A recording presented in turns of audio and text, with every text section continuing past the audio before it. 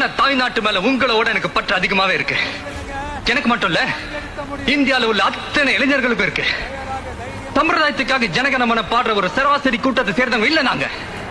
எங்களுக்கு இந்திய சுதந்திர வரலாறு தெரியும், சுதந்திரத்தோட சுவ தெரியும். அதுக்காக என் நெஞ்சில தேசிய கூடிய பச்சை குத்திட்டு எங்களால தெரிய முடியாது. அந்த தேச பற்று எங்க நெஞ்சில் இருக்கு, ரத்தத்துல கலந்து இருக்கு.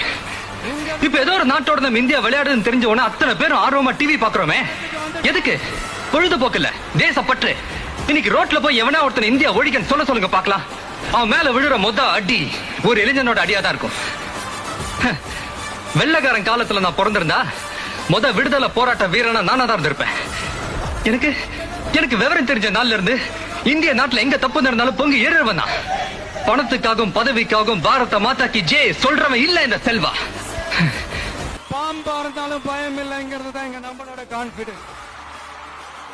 என்னோட கெரியரின் உச்சத்தை எப்படி கெரியரின் உச்சத்தை உதறிட்டு உங்க விஜயா உங்களை மட்டுமே நம்பி வந்திருக்கேன்.